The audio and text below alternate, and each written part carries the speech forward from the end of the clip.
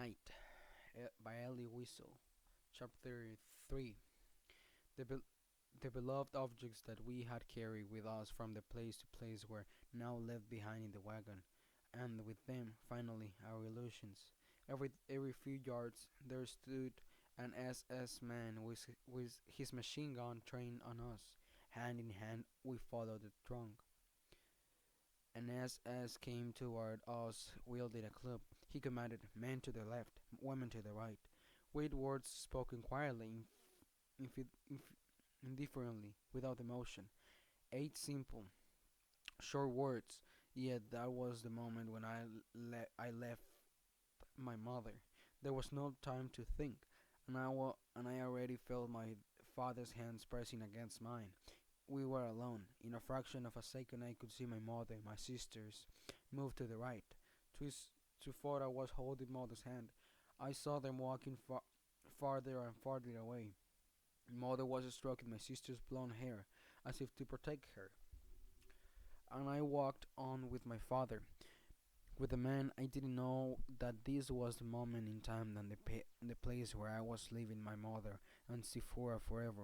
I kept walking, in my father holding my hand. Behind me, an old man fell to the ground. Nearby, an SS man replaced his revolver in its holster. My hand tightened its grip on my father. All I could think of was not to lose him, not to remain alone. The SS officers gave the order, from ranks of fives. There was a tumult. It was imperative to stay together. Hey kid, how old are you? The man interrogating me was an inmate. I could not see his face, but his voice was very and warm. 15. No, you're 18. But I'm not, I said. I'm 15. Fool, listen to what I say. Then he asked my father, who answered, I'm 50.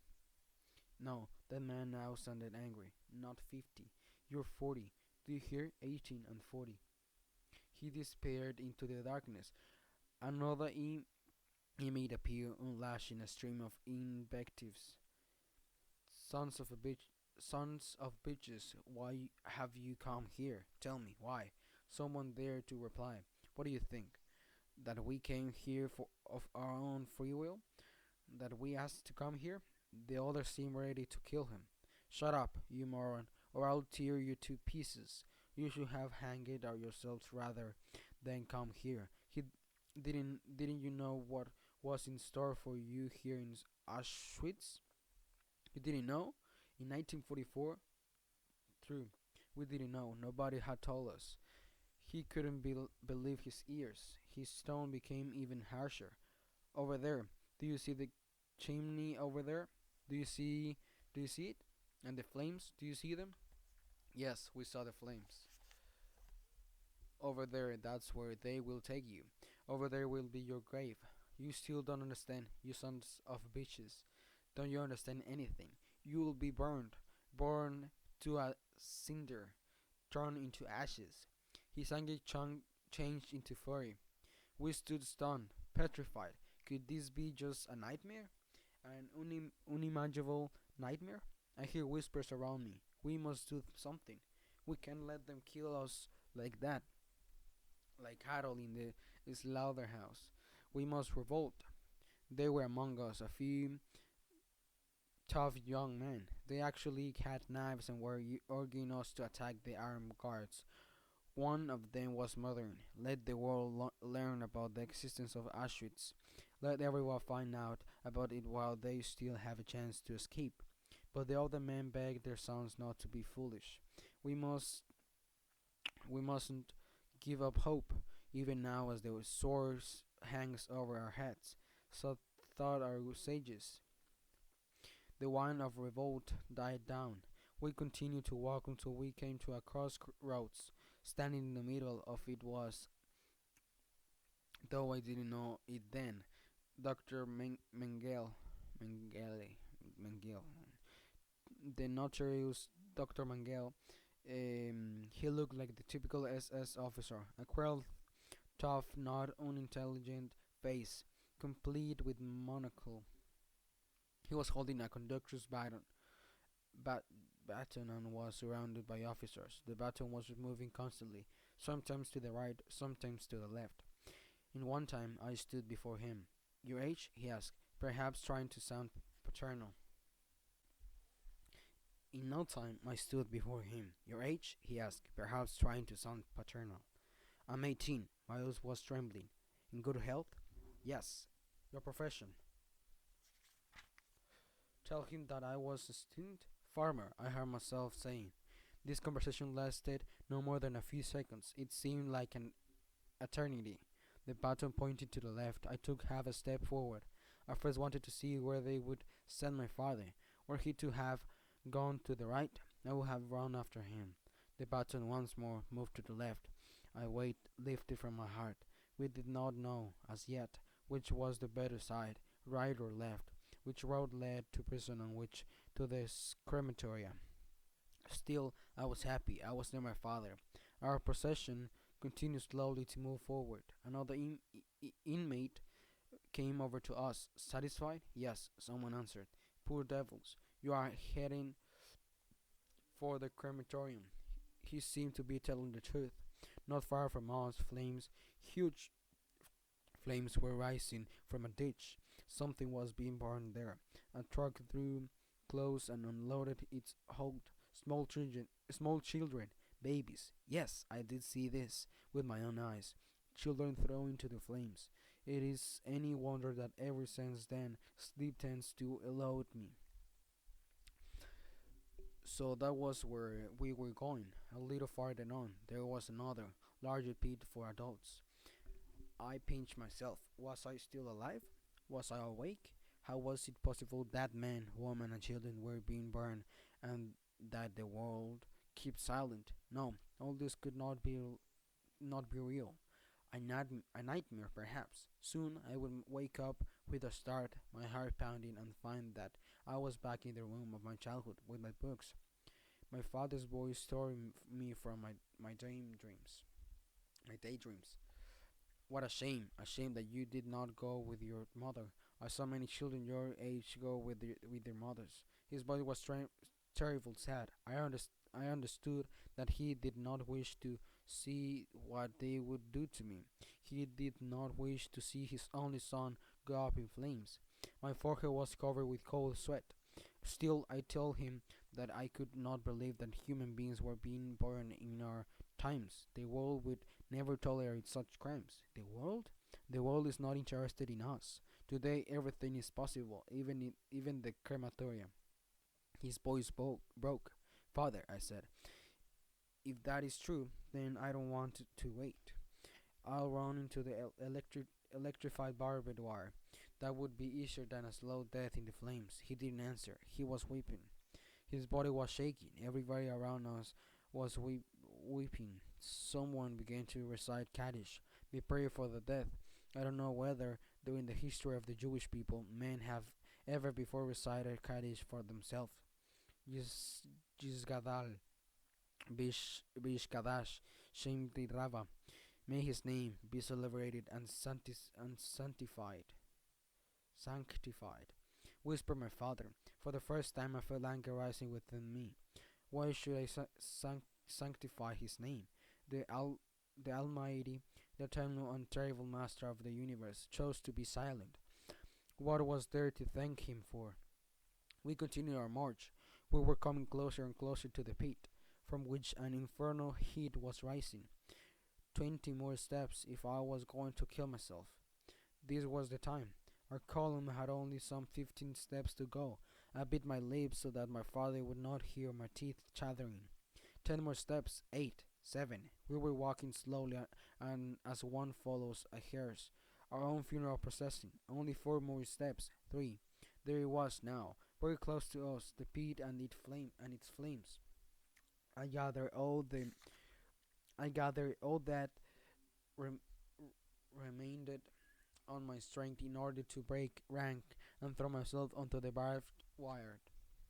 Deep down, I was saying goodbye to my father, to the whole universe, and, against my will, I found myself whispering the words, "Yishla Bejishkadash Shemirava." May his name be exalted and sanctified. My hair was about to burst. There I was face to face with the angel of death. No, 2 steps from the pit. We were ordered to turn left and headed into barracks. I squeezed my father's hand. He said, "Do you remember Miss Chastert in the train?" Never shall I forget that night, the first night in camp, that turned my life into one long night, 7 times sealed. Never shall I forget that smoke. Never shall I forget the small faces of the children whose bodies I saw transform into smoke on the silent sky. Never shall I forget those flames that consumed my faith forever. Never shall I forget the nocturnal silence that deprived me for all eternity of the desire to live. Never shall I forget those moments that murdered my God and my soul and turned my dreams into ashes. Never shall I forget those things, even where I condemned, condemned, condemned to live as long as God Himself. Never. The barrack we had been assigned to was very long. On the roof, a few bluish skylights. I thought, this is this is what the ante antechamber of hell must look like. So many crazed men, so much shooting, so much brutality. Dozens of inmates were there to receive us, sticks in hand, striking anywhere, anyone, without a reason. The orders came. Strip, hurry up, Ross. Hold on only to your belt and your shoes. Our clothes were to be thrown on the floor at the back of the barrack.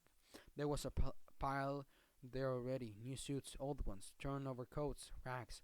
For us it meant true equality, nakedness. We trembled in the cold. A few SS officers wandered through the room, looking for strong men. If vigor was the appreciated, perhaps only should try to appear sturdy. My father thought the opposite, better not to draw attention. We later found out that he had been right. Those who were selected that day were incorporated into the Sonderkommando, the commando working in the crematoria. Bela Katz, the son of an important merchant of my town, had arrived in Birkenau with the first transport, 1 weekend ahead of us. When he found out that we were there, he succeeded in sleeping us a note. He told us that, having been chosen because of his strength, he had been forced to place his own father's body into the furnace. The blows continued to rain on us. To the barber, belt and shoes in hand, I let myself be dragged along to the barber's. The clippers tore out our hair, shaved every hair on our bodies. My head was buzzing, the same thought surfacing over and over, not to be separated from my father. Fled from the barber's clutches, we began to wander about the crowd, finding friends, acquaintances. Every encounter filled us with joy. Yes, joy. Thank God, you are still alive. Some were crying. They used whatever strength they had left to cry. Why had they let themselves be brought here? Why didn't they die in their beds? Their words were interspersed with sobs. Suddenly, someone threw his arms around me in a hug. He held the cider Ravi's brother. He was weeping bitterly. I thought he was crying with joy at still being alive. Don't cry, Jehiel, I said. Don't waste your tears. Not cry.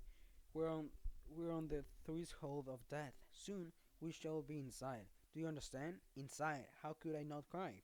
I watched darkness fade through the bluish skylights in the roof. I no longer was afraid. I was overcome by fatigue. The absent no longer enter our thoughts. One spoke of them, who knows what happened to them. But their fate was not on our minds. We were incapable of thinking. Our senses were numbed. Everything was fading into a fog.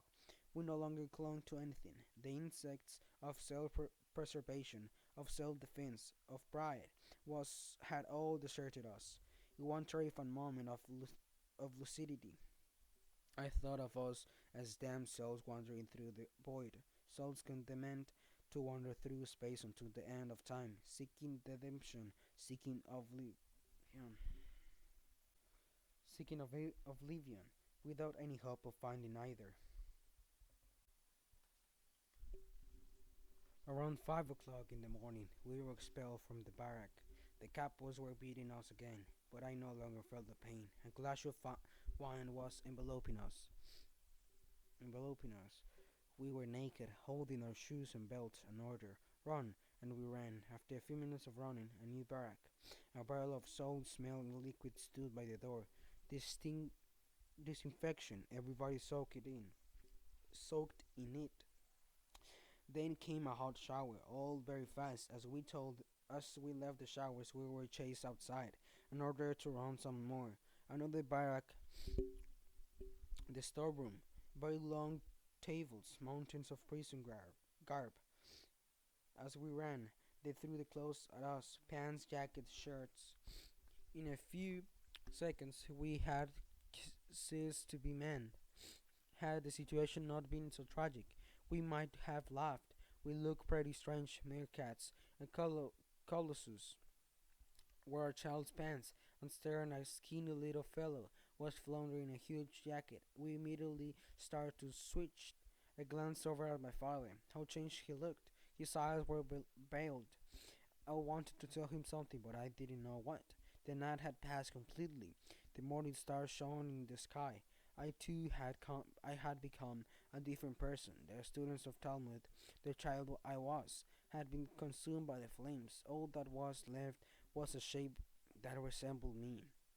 My soul had been invaded, and devoured by a black flame. So many events had taken place in just a few hours that I had completely lost all notion of time. When when had we left our homes and the ghetto and the train only a week ago? One night? One single night? How long had we been standing in the freezing white? 1 hour? A single hour? 60 minutes? Surely it was a dream. Not far from us, prisoners were at work. Some were digging holes, others were carrying sand. None as much as glanced at us. We were withered trees in the heart of the desert. Behind me, people were talking. I had no desire to listen to what they were saying, or to know who was speaking and what about. Nobody dared raise his voice, even though there was no guard around. We whispered, perhaps because of the thick smoke that poisoned the air and stung the throat. We were herded into yet another barrack inside the gypsy camp. We fell into ranks of five, and now stopped moving. There was no floor, a roof, and four walls. Our feet sank into the mud. Again the waiting. I fell asleep standing up. I dreamed of a bed, of my mother's hands on my face. I woke. I was standing, my feet in the mud. Some people collapsed, sliding into the mud. Others shouted, "Are you crazy? We were told to stand. Do you want to get us all in trouble?" As if all the troubles in the world were not already upon us. Little by little, we all sat down in the mud, but we had to get up whenever a couple came in to check if, by chance, somebody had a new pair of shoes. If so, we had to hand them over. No use protesting. The blows multiplied, and in the end, one still had to hand them over. I had new shoes myself, but as they were covered with a thick coat of mud, they had not been noticed. I thank God in an improvised prayer for having created mud in His infinite and wondrous universe. Suddenly, the silence became more oppressive. An SS officer had come in, and with him the smell of the angel of death. We stared at his fleshy lips. He arranged us from the center of the barrack. "You are in concentration camp, in Auschwitz." A pause. He was observing the effect his words had produced. His face remains in my memory to this day. A tall man, in his theories, crime writing all over his forehead and his gaze. Gas. He looked at us, and as one with a pack of leprous dogs clinging to life. Remember, he went on, remember it always, let it be graven in your memories. You are in Auschwitz, and Auschwitz is not a convalescence home. It is concentration camp. Here, you must work. If you don't, you will go straight to the chimney, to the crematorium. Work or crematorium, the choice is yours. We had already lived through a lot that night. We thought that nothing could frighten us anymore, but his harsh words sent shivers through us. The word chimney here was not an abstraction.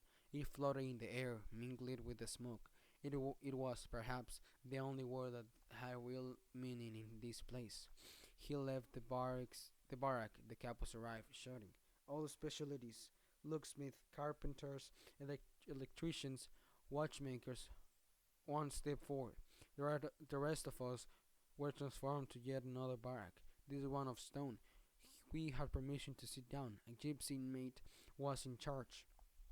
My father suddenly had a colic attack. He got up and asked politely in German, excuse me, could you tell me where the toilets are located? The gypsy stared at him for a long time, from head to toe, as if he wished to ascertain that the person addressing him was actually a creature of flesh and bone, a human being with a body and a belly.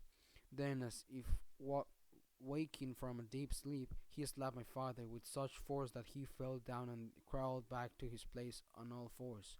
I stood petrified. What had happened to me? My father had just been struck in front of me, and I had not even blinked.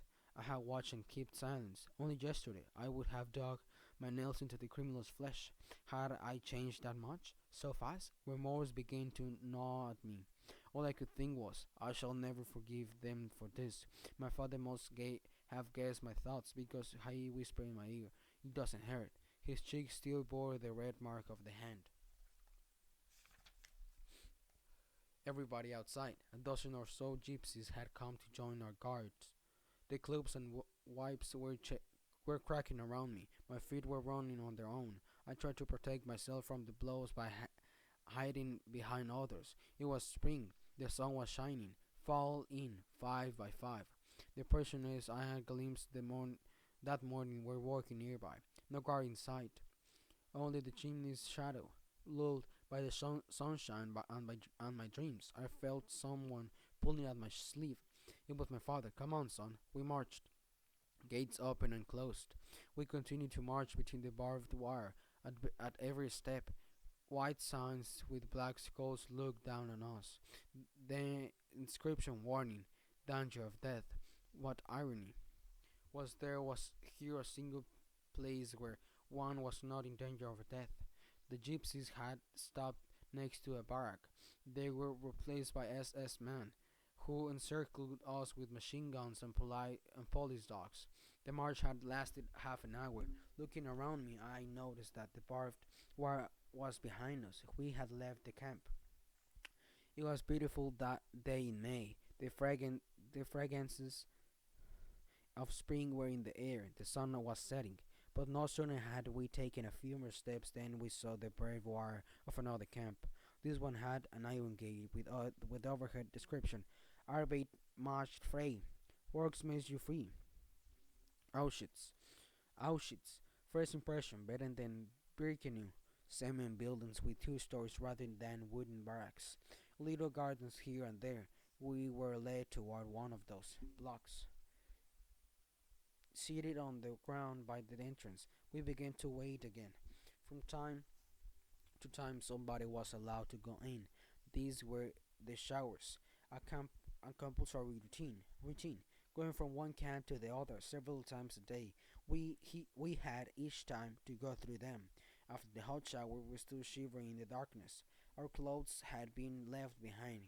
We had been promised other clothes. Around midnight, we were told to run faster, yelled at our guards. The faster you run, the faster you'll get to go to sleep. After a few minutes of racing madly, we came to a new block. The man in charge was waiting. He was a young Pole, who was smiling at us. He began to talk to us, and despite our weariness, we listened attentively. comrades. You are now in the concentration camp, Auschwitz. Ahead of you lies a long road paved with suffering. Don't lose hope. You have already eluded the worst danger, the selection. Therefore, muster your strength and keep your faith. We we shall all see the day of liberation. Have faith in life, a thousand times faith. By driving our despair, you will move away from death. Hell does not last forever, and now here's a prayer, or rather a piece of advice. Let there be camaraderie among you. We are we are all brothers and share the same fate. The same smoke hovers over all our heads. Help each other. That is the only way to survive. And now, enough say you are tired. Listen, you are in block 17. I am responsible for keeping order here. Anyone with a complaint may come to see me. That is all. Go to sleep. Two people to a bunk. Good night. Those were the first human words. No sooner had we climbed into our bunks than we fell into a deep sleep.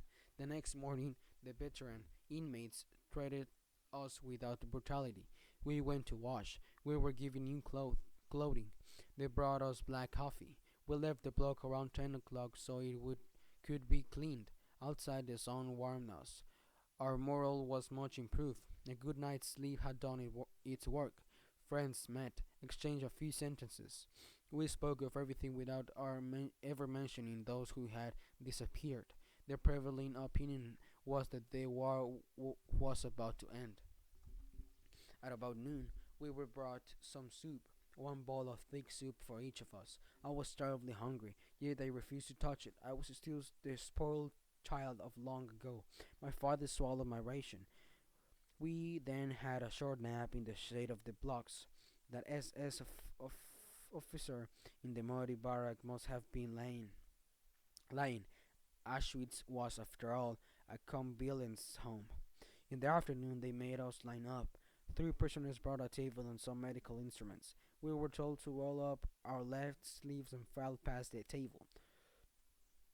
The three veteran prisoners, needles in hand, tattooed numbers on our left arms. I became A7713.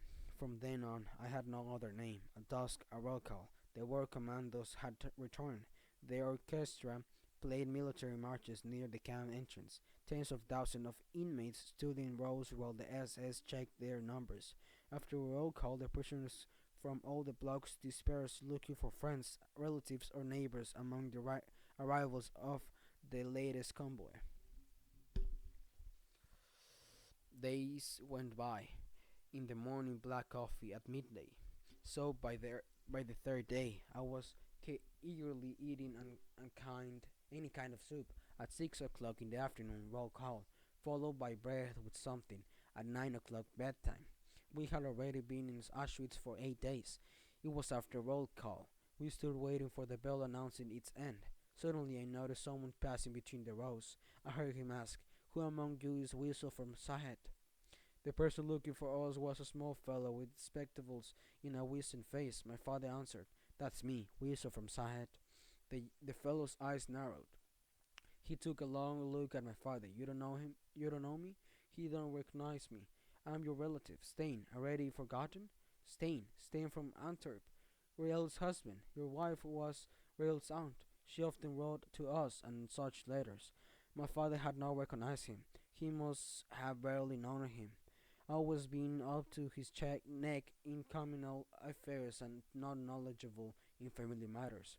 He was always elsewhere, lost in thought. Once a cousin came to see us in Sahet. She had stayed at our house and eaten at our table for 2 weeks before my father noticed her presence for the first time. No, he did not remember Stein. I recognized him right away. I had known Riesel, his wife, before she had left for Belgium. He told us that he had been deported in 1942.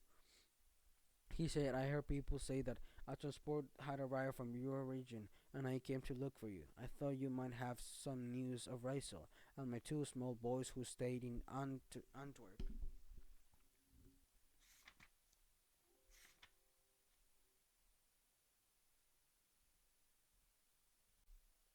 I knew nothing about them since 1940. My mother had not received a single letter from them, but I lied. Yes, my mother did hear from them. Wiesel is fine. So are the children. He was weeping with joy. He would have liked to stay longer to learn more details, to soak up the good news, but an SS was heading in our direction and he had to go, telling us that he would come back the next day. The bell announced that we were dismissed. We went to fetch the evening meal, bread and margarine. I was terribly hungry and swallowed my ration on the spot. My father told me, "You mustn't eat all at once. Tomorrow is another day." But seeing that his advice had come too late, and that there was nothing left of my ration, he didn't even start his own. "Me, I'm not hungry," he said. We remained in Auschwitz for 3 weeks. We had nothing to do. We slept a lot, in the afternoon and at night. Our one goal was to avoid the transport, to stay here as long as possible. It wasn't difficult. It was enough never to sign up as skilled worker. The unskilled work kept until the end. At the start of the third week, our blockalist was removed. He was charged to humane. The new one, the new was ferocious in his aides were veritable monsters.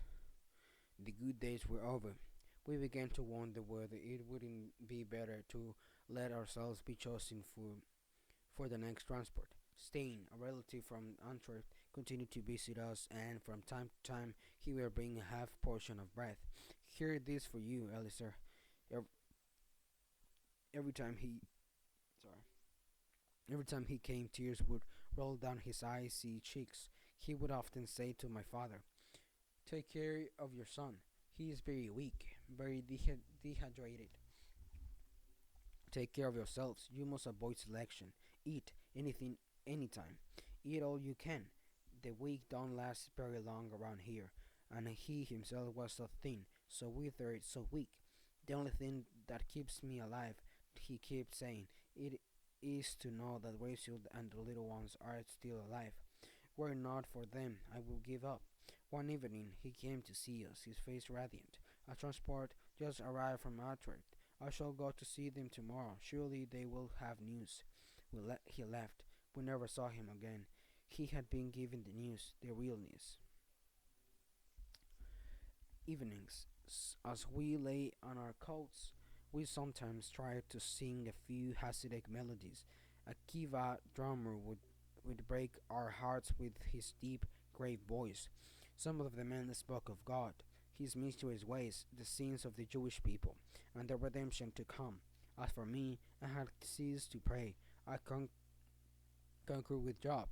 I was not denying his existence, but I doubted his absolute justice.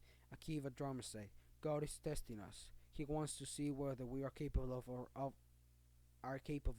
of overcoming our base instincts, of killing the Satan within ourselves. We have no right to despair, and if he punishes us mercilessly, it is a sign that he loves us that much more." Hirsch Gnad, Wilbers in Kabbalah, spoke of the end of the world and the coming of the Messiah. From time to time, in the middle of all that talk, a thought crossed my mind. Where's my mother right now? And Sipora, I don't know how to pronounce it. "Mother's still a young woman," my father once said. "She must be in a labor camp. And Sephora, she's a big girl now. She too must be in a camp." How we would have liked to believe that. We pretend for that, if for what if one of us still did believe. And the skilled workers had already been sent to all the camps. Only camp 100 of us, simple laborers, were left. "Today it's your turn," announced the block secretary. "You are leaving with the next transport." At 10 o'clock, we were handed our daily ration of bread. A dozen or so SS surrounded us. At the gate, the sign proclaimed that work meant freedom. We were counted, and there we were, in the countryside, on a sunny road, in the sky a few small white clouds. We were walking slowly. The guards were in no hurry. We were glad of it. As we were passing through some of the villages, many Germans watched us, showing no surprise. No doubt they had seen quite a few of those processions. On the way, we saw some young German girls. The guards began to test them. The girls giggled. They allowed themselves to be kissed and tickled, bursting with laughter. Um, they all were laughing, joking, and passing love notes to one another, at least during all the time we enjoyed neither shooting nor blows. After 4 hours, we arrived at the new camp, Buna. The iron gate closed behind us.